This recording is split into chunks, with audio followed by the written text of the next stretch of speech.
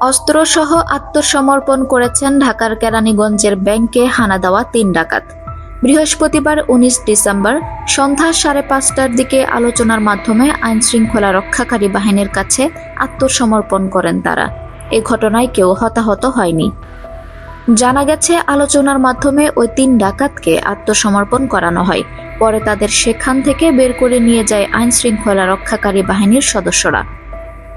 ডাকাতরা ব্যাংকে ব্যবস্থাপক সহ যে ৮ থেকে ১০ জনকে জিম্মি করে রেখেছিলেন তাদের ইতোমধ্যে সুস্থ অবস্থায় উদ্ধার করা হয়েছে। ব্যাংকের ভল্টও সুরক্ষিত আছে। র্যাব 10 থেকে গণমাধ্যমে পাঠানো হোয়াটসঅ্যাপ বার্তায় জানানো হয়, চুনকুটিয়া এলাকায় রূপালী ব্যাংকে ঢুকে ১৫ লাখ টাকা দাবি করেন ৩ ডাকাত। সেই ৩ জন আগ্নেয়াস্ত্র সহ যৌথ বাহিনীর কাছে আত্মসমর্পণ করেছেন।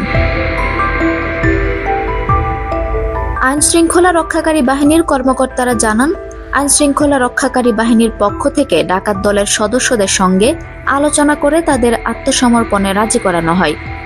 ডাকাত দলের সদস্যরা জানালা দিয়ে অস্ত্র সমর্পণ করে। একটি বন্দুক জানালা দিয়ে ফেলা হয়। বাকি অস্ত্র ব্যাগে ভরে বাইরে ফেলে দেয় ডাকাত দলের সদস্যরা। পরে একে একে ডাকাত দলের সদস্যরা বেরিয়ে আসে। তখন আইনশৃঙ্খলা রক্ষাকারী বাহিনীর সদস্যরা ৩ ডাকাত সদস্যকে গাড়িতে তুলে নিয়ে যায়। প্রত্যক্ষদর্শীরা জানান, ডাকাত দলের সদস্যরা চিরকুটের মাধ্যমে নিজেদের মোবাইল নম্বর দিয়েছিল। সেই মোবাইল নম্বরের মাধ্যমে ডাকাত দলের সদস্যদের সঙ্গে যোগাযোগ স্থাপন করেন আইনশৃঙ্খলা রক্ষাকারী বাহিনীর সদস্যরা। ৩ ডাকাত সদস্যেরই বয়স ১৮ থেকে ২২ বছরের মধ্যে। আইনশৃঙ্খলা রক্ষাকারী বাহিনীর পক্ষ থেকে ডাকাত সদস্যদের বিস্তারিত পরিচয় জানানো হয়নি।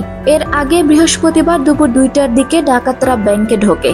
এ সময় পাশের মসজিদের মাইক থেকে ডাকাতির খবর জানানো হলে স্থানীয় কয়েকশো লোক ব্যাংকের ওই শাখা ঘিরে ফেলেন ও বাইরে থেকে তালা ঝুলিয়ে দেন।